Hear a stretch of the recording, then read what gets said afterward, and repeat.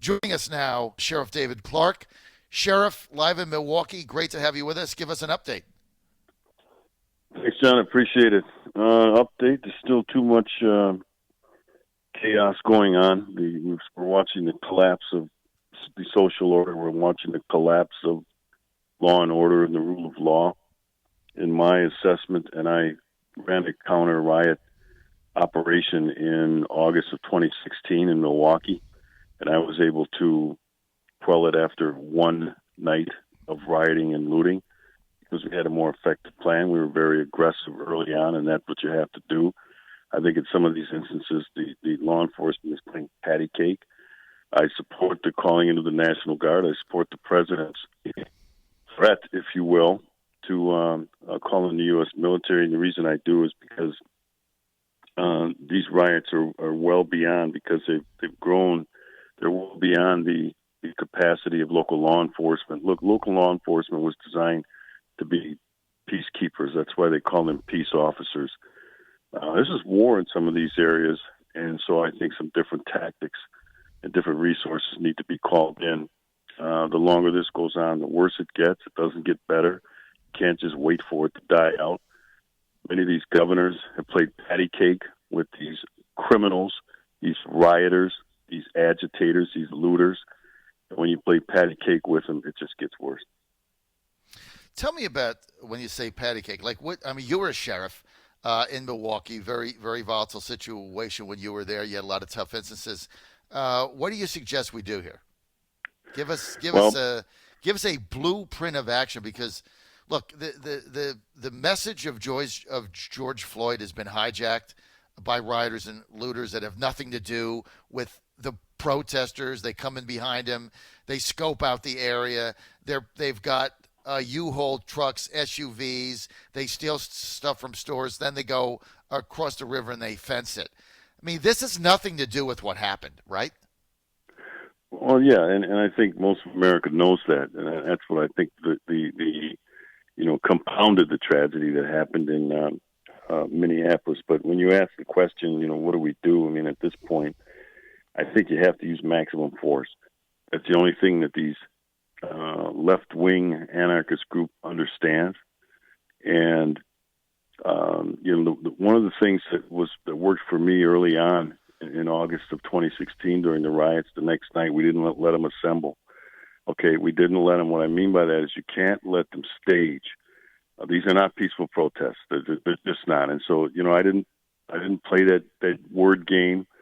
I knew what people were. I've said this from back in the 60s. I've been briefed on this and counseled on this by a former CIA operative after the Ferguson riots, and that's how I learned how to deal with these things. And what they learned in the 60s, race riots that happened all throughout the United States, is, when I say they, I'm talking about law enforcement and government, is they didn't play around. And what they also learned was going soft, and they tried that. They tried it in New Jersey, the police. Hey, let's go soft. Let's kind of, give them room, that sort of thing, that give them room to riot sort of thing. And what it led to was more people killed, injured, and more property damage. And several of the after-action reports that I read about the riots in the 60s, law enforcement learned that going soft doesn't work. You have to clamp down early on. So there's still an opportunity here, but that's why I said maximum force.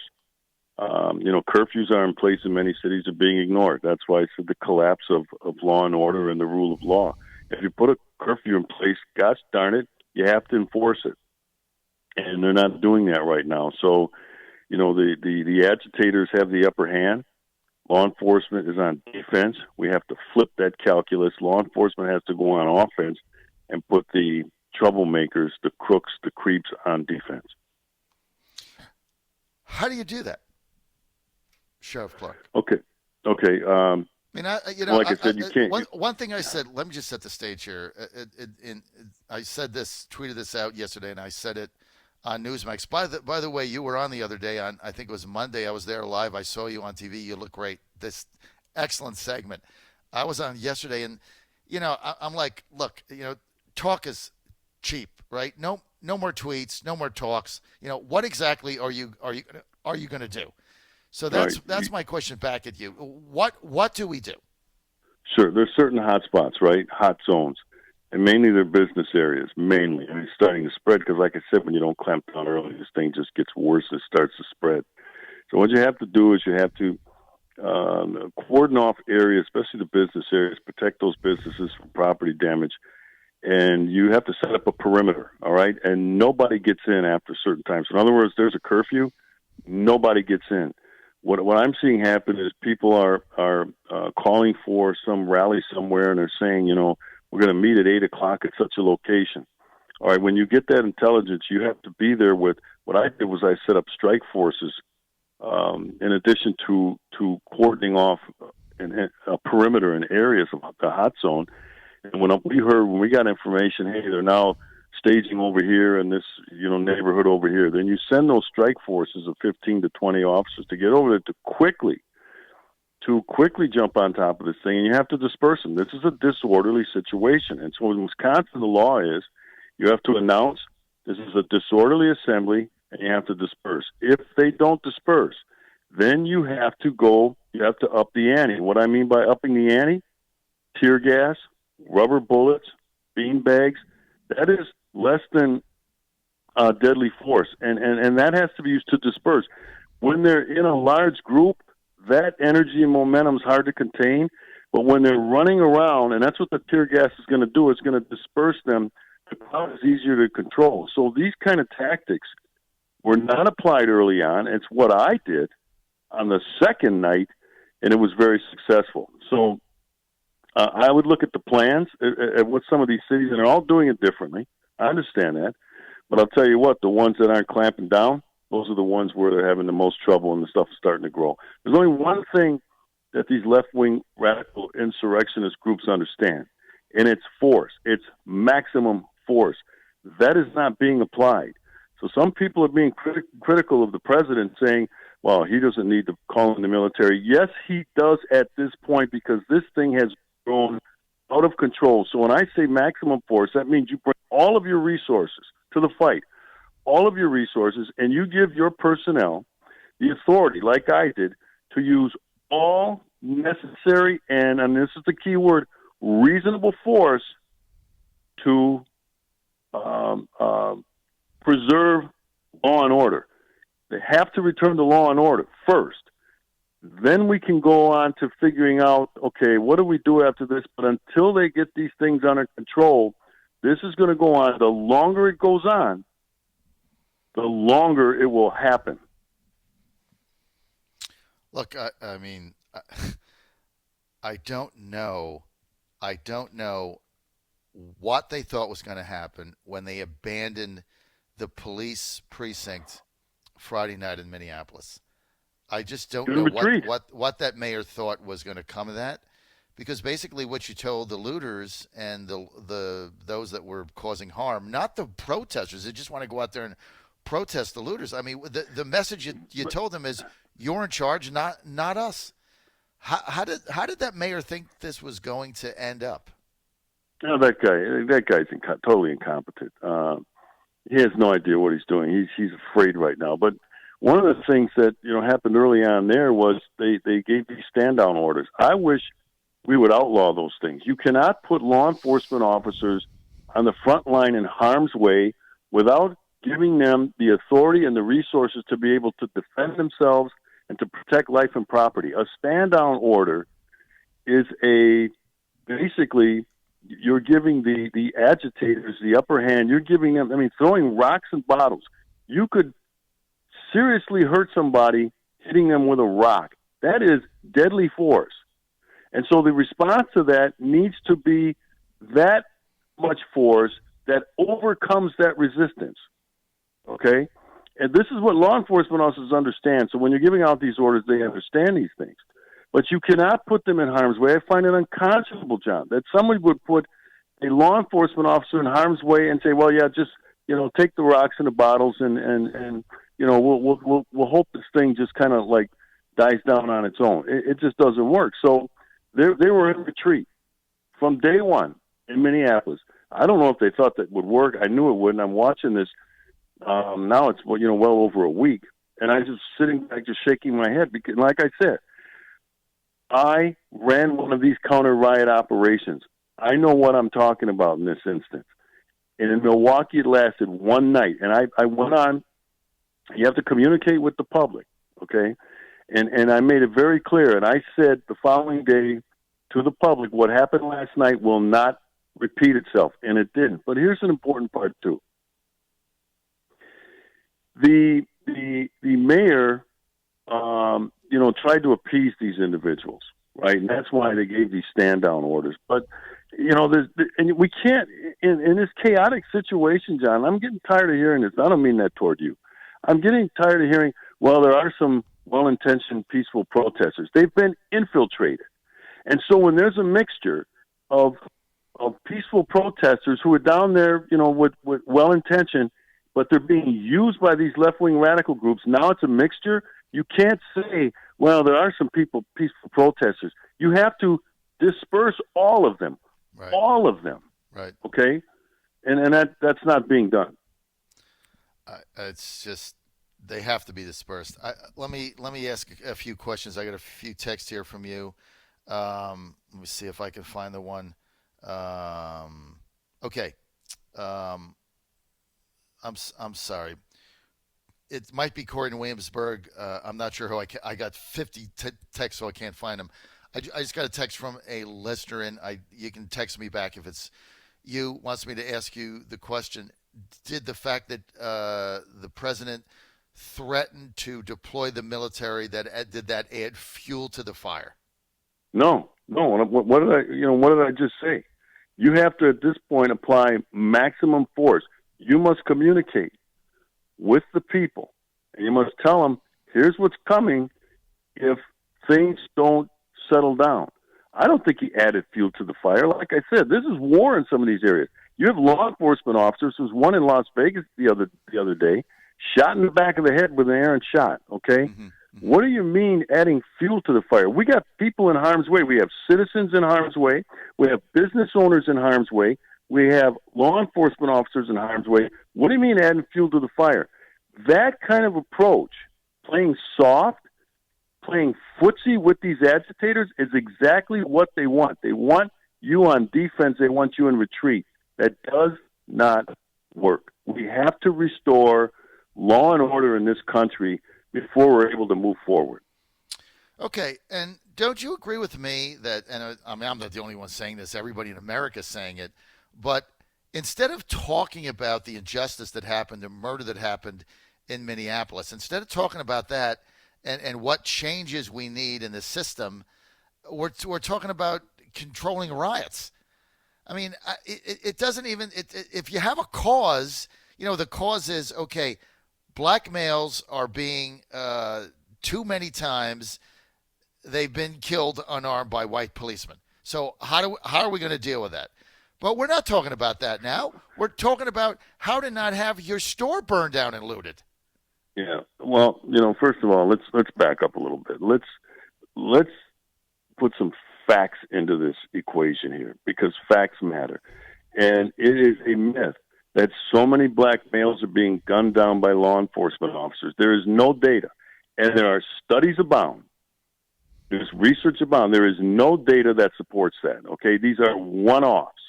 The fact is that if you're a young black male in an urban setting, in a ghetto area, you are more likely to be killed by another black gang member than you are a law enforcement officer. That is a fact. In the city of Chicago, the ghetto of Chicago, Memorial Day weekend, it was only about 10 days ago, there were 49 shootings, 10 dead, black-on-black crime. So I'm tired. Again, I'm not venting this toward you, John.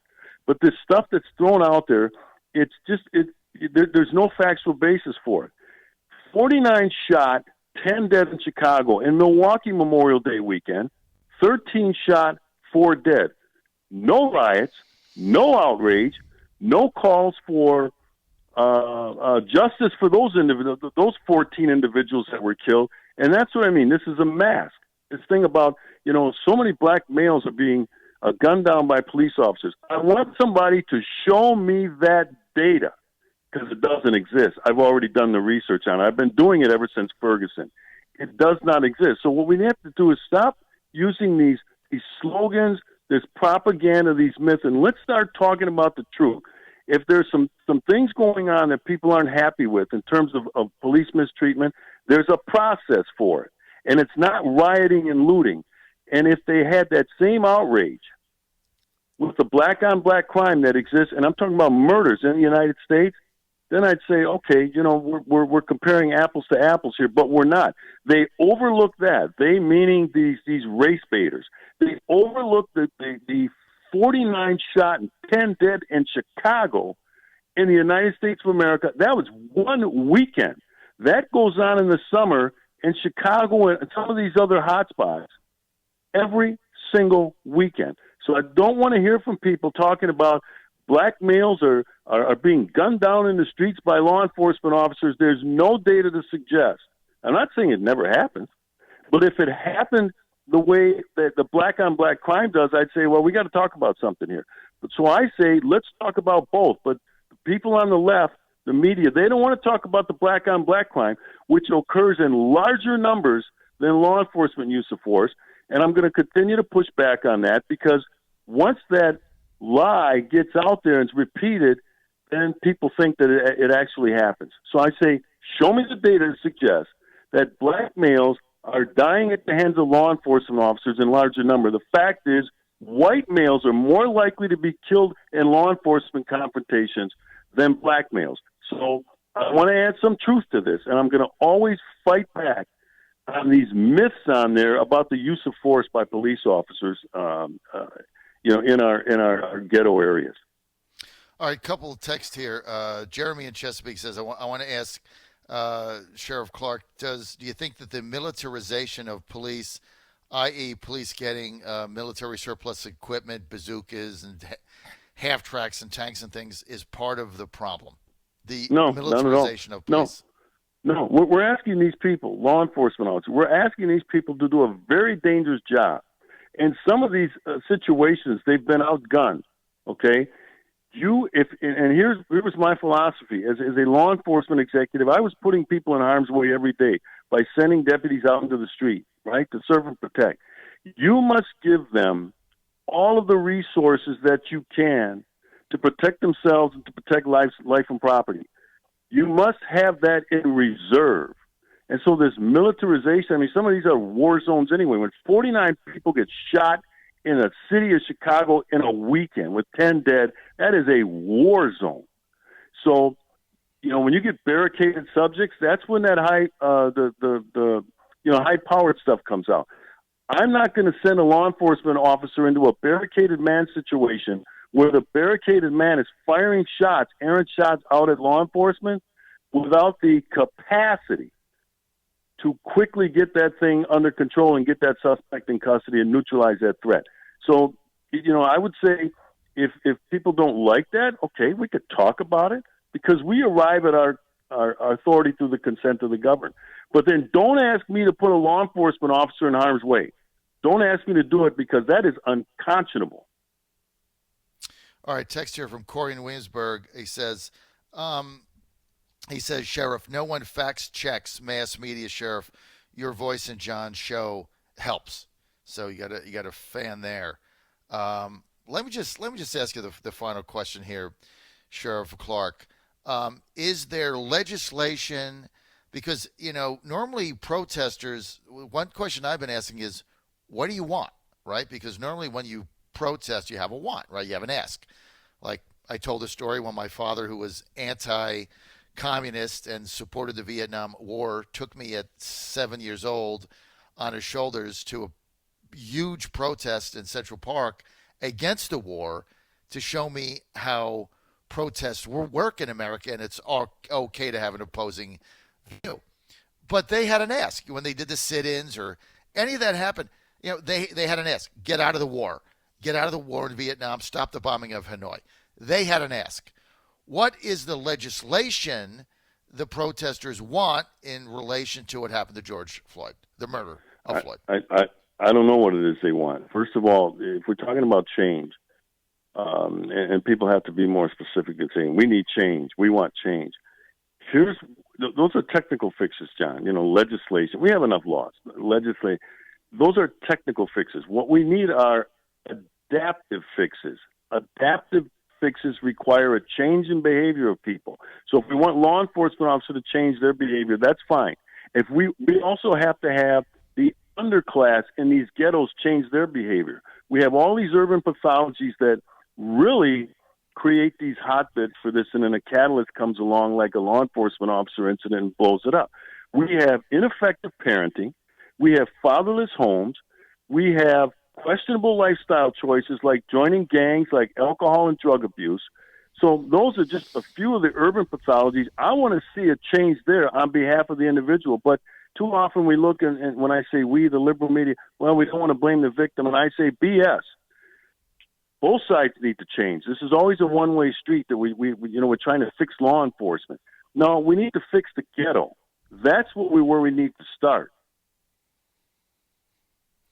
I tell you what, you're an important voice right now, Sheriff Clarke. I mean, you've been there, done that. You've been on the front lines, and I appreciate your joining us today. And stay focused and keep the facts out there. And thank you, Sheriff, for being with us. And I know it's 6 a.m. out there in Central Time, and I really appreciate it.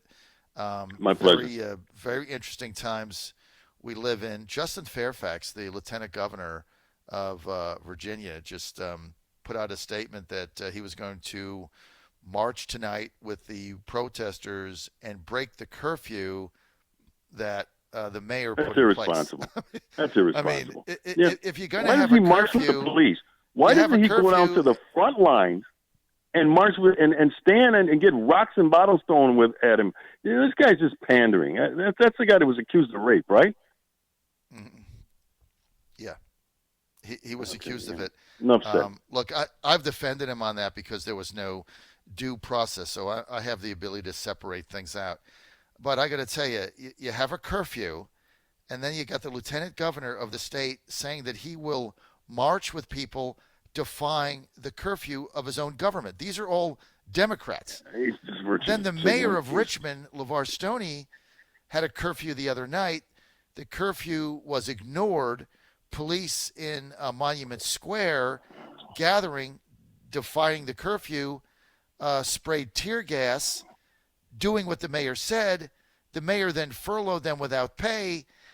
Legislators in Virginia have called for those cops to be fired, and yet the cops did exactly what the mayor told them to do, and so now they're getting fired. I don't even have words to describe this. How do you be a police officer now in Richmond? You do what the mayor says, and because you do what he says, you get furloughed without pay and get fired. Yeah, we keep this up. There'll be a job action by the police because I'm not going to have a commander. If I'm a frontline officer, I'm not going to have a commander put me on the front lines. I got family. I got friends. I have kids, too. I want to come home at night. I'm not going to let them do that. But that's a decision that their unions and FOPs are going to have to make. Tell you what, if they threaten a job action, I think that could be a game changer. Well, the number of police that have been shot is just not. This is not a good thing, Sheriff. Not a good thing. And I told the story earlier. I think at the 6 o'clock hour of a business owner. I was in Wilmington, Delaware yesterday. Basically threw his hands up and said, "There's going to be riots here on Friday night. My business is going to be destroyed. I'm powerless to do anything about it. And so I'm just going to go home and, be sure I've paid my insurance." Is that any way to live?